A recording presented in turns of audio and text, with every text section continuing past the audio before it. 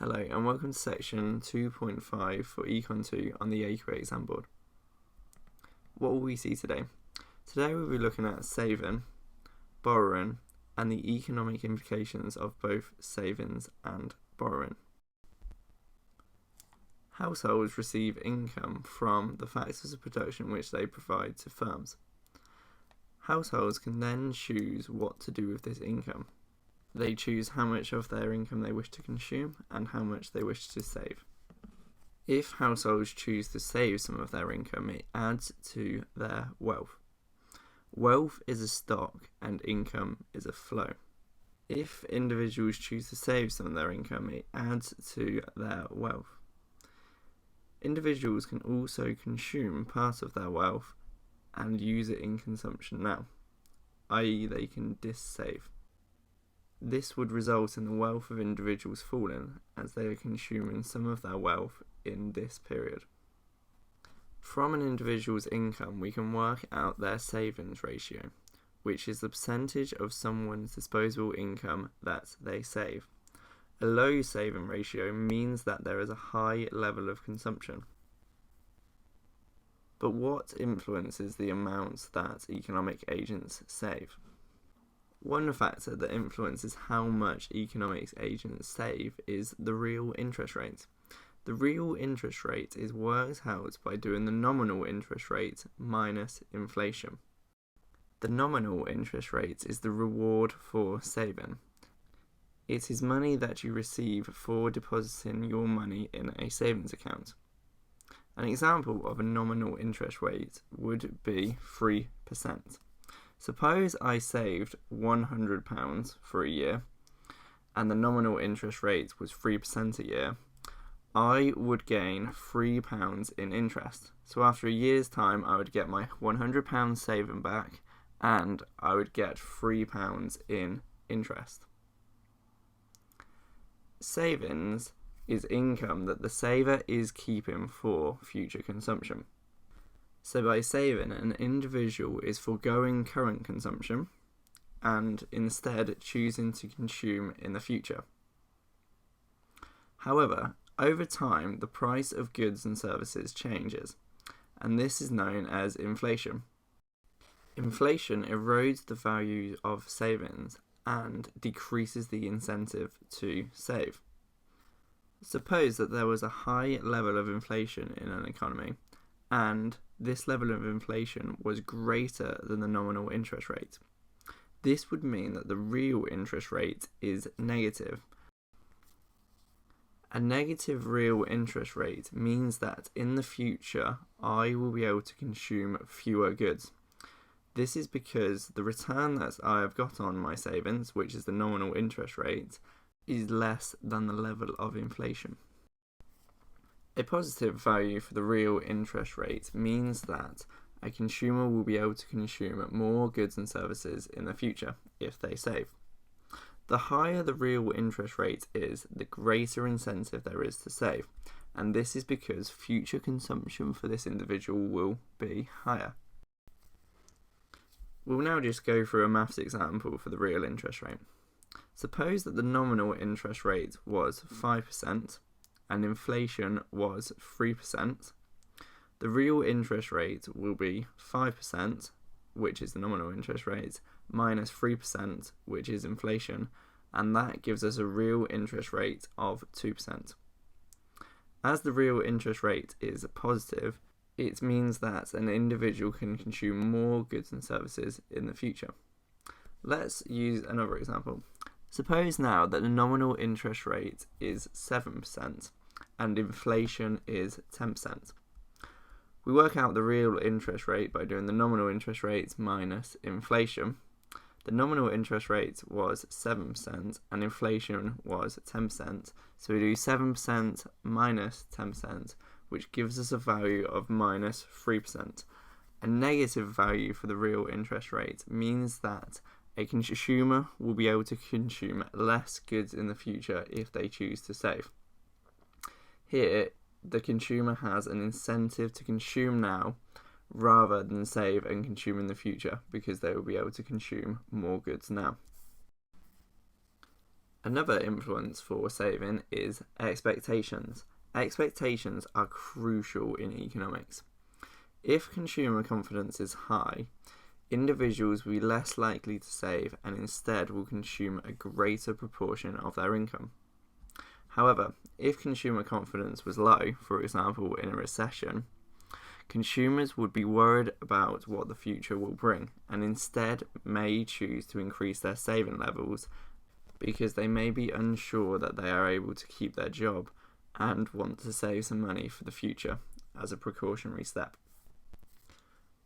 Another influence on the savings rate is the government's tax policy or schemes that they use to encourage savings. In the UK, we have ISAs, which enable individuals to place around £15,000 a year into a savings account, which is tax-free. This provides an incentive for economic agents within the UK to save. So the three key influences for savings are the real interest rate, expectations, and tax or government policy towards savings. So now let's move on to the influences for borrowing. The main influence for borrowing is the real interest rate. The higher the real interest rate is, the greater the cost of borrowing is for the individual, and the less inclined an individual will be willing to borrow. A high real interest rate could come about when there is very low inflation and high nominal interest rates for borrowing. Borrowing is an individual foregoing future consumption in order to consume now. The individuals borrow money from a bank or another individual. They consume goods and services now, and then they pay back the money that they have borrowed and the nominal interest rates that they have agreed. If there is a high real interest rate, it means that an individual is foregoing a greater amount of consumption of goods and services in the future in order to consume now. This results in the individual having less of an incentive to borrow now because they will have to forego a great amount of consumption in the future. The opposite is the case when borrowing is cheap. This could be because inflation is fairly high and nominal interest rates are fairly low. When this is the case, it means that an individual has to forego less future consumption in order to consume now. Another factor that influences borrowing is the availability of credit. If credit is readily available, then individuals and firms are more likely to take on debt. After the financial crisis of 07-08, individuals found it harder to borrow from financial institutions as financial institutions were less willing to lend out money. Banks were also more picky with who they would grant mortgages to and also required larger deposits for mortgages.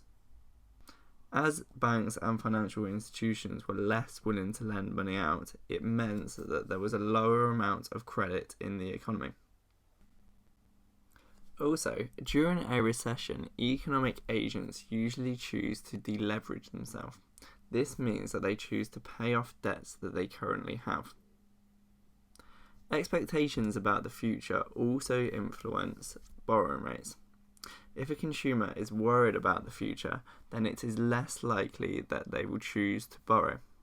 Likewise, if a firm is worried about the future, it is less likely that they will also choose to borrow. On the contrary, if both firms and individuals believed that the future was going to be good and it was going to be prosperous, where we'll have strong economic growth, low inflation, etc., then they would be more inclined to borrow now.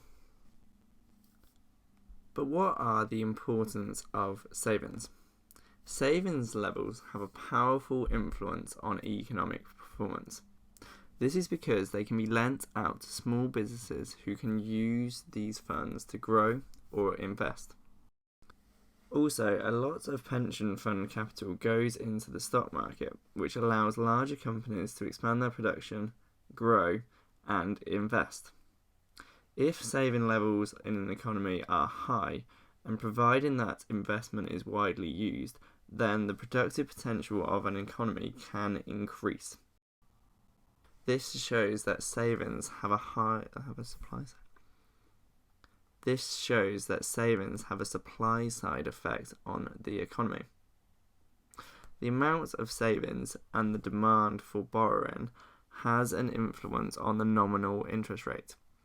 If there is a low level of savings and a high demand for borrowing, it will result in a high nominal interest rate. This would increase the real interest rate, providing that inflation remained constant, and this would decrease the incentive for firms to invest. This can have an influence on the supply side of the economy and restricts growth. Savings are also important because savings add to the stock of wealth for an individual.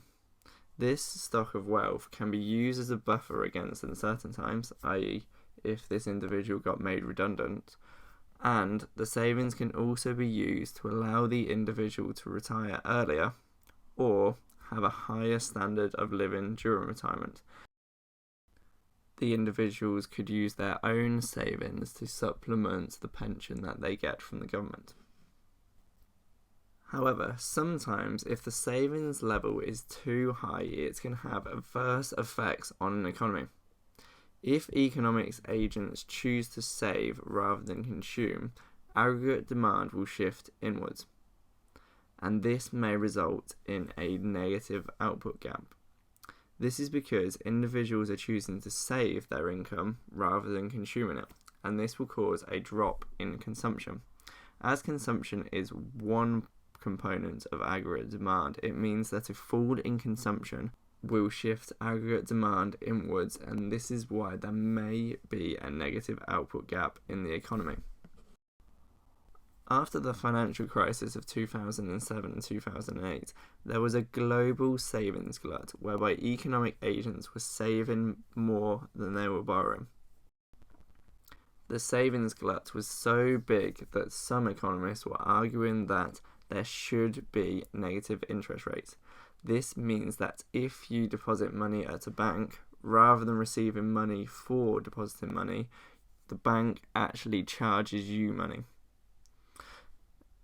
For example, we could have a negative interest rate of minus 1%. So I would deposit £100 now, and then in a year's time, I would get my £100 back, and then usually if there was a positive interest rate, you would get the interest on that. However, with a negative interest rate, I would then have to pay £1 back to the bank for the privilege of them holding my money. However, with interest rates, there is an issue of the zero lower bound constraint, i.e., if you charge a negative interest rate, individuals will choose to keep their money at home, stash it under their bed, rather than choosing to put it in a bank. This is because if you keep it at home, you gain zero interest, which means that your £100 stays at £100, which is better than if you give it to a bank, whereby you have to pay £1 in interest. There has got to be a balance between savings and consumptions, and the government and the central bank can use various different measures to control both. We will look at some of these methods in more detail later on in the course.